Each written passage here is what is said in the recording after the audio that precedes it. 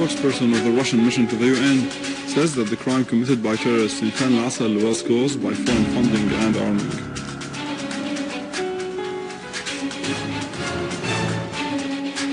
And in solidarity with the Syrian people, the Palestinian Orthodox Empire Society and the Russian Orthodox Church continue to offer medical and humanitarian aid to Syrian people.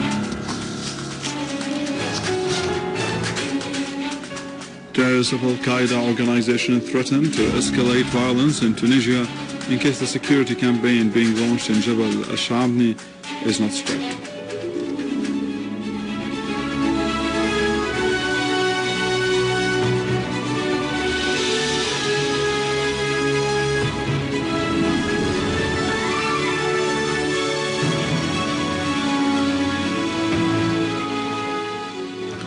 Good afternoon, this is news in English from the Syrian Arab television in Damascus.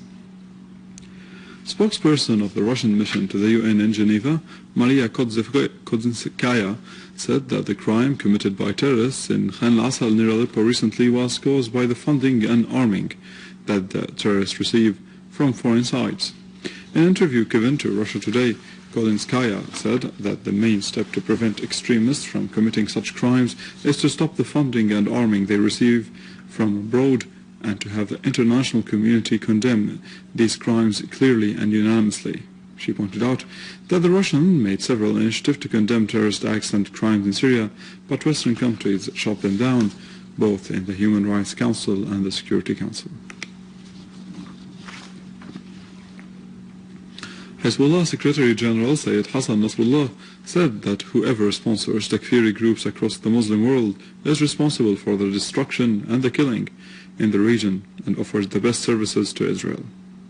In a speech before crowds marking the International Quds Day in Dahiyat, Beirut, Nasrallah said that the goal of marking this occasion on the last Friday of Ramadan is to remind Muslims and the world of the Palestinian cause and benefit from this occasion to mobilize energies in order to save Al-Quds and Palestine from the hands of the Zionists and to highlight what Palestine and its people are suffering. Nasrallah pointed out that Palestine, which we are talking about, is the whole of Palestine from the sea to the river, which should return fully to its people, and no sheikh or prince or nor king or president or a government in the world is entitled to give up or abandon one grain of sand from the soil of Palestine. Nasrallah thanked Syria and Iran for the support to Palestine and the resistance, which led to the defeat of the Zionist entity and its project.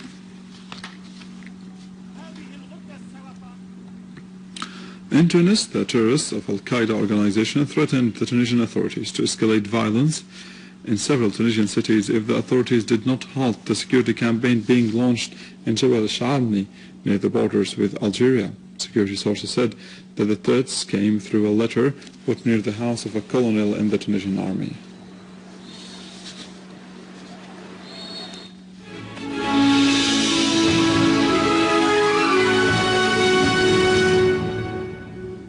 The people of the occupied Syrian Golan marked the 68th anniversary of establishing the Syrian Arab Army by organizing a mass rally in the village of Ain Qani. Speeches stressed the heroic deeds of the Syrian Arab Army since its establishing to this day, referring that this army is waging a battle against international terrorism. They affirmed that Syria will emerge victorious and that the Syrian army will foil all conspiracies.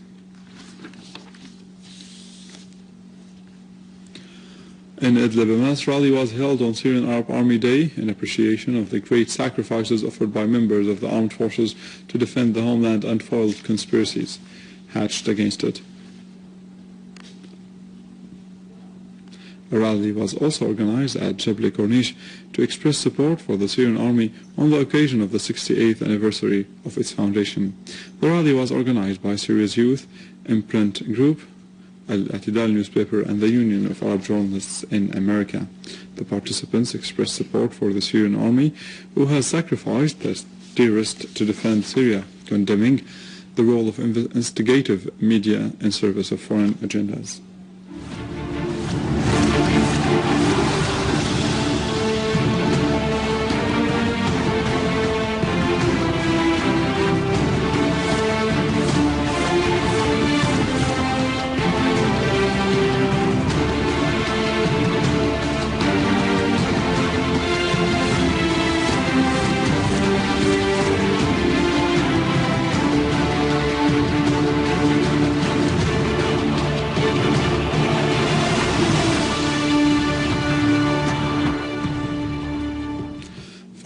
solidarity with Syrian people, the Palestinian Orthodox Empire Society and the Russian Orthodox Church continue to offer medical and humanitarian aid to Syrian people.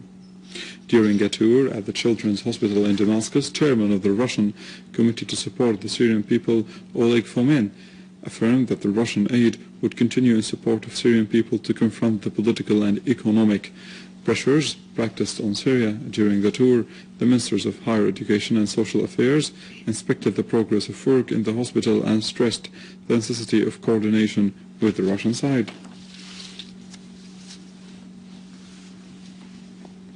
With this, we come to the end of our news for today. More details in our website in English, www.syriaonline.sy.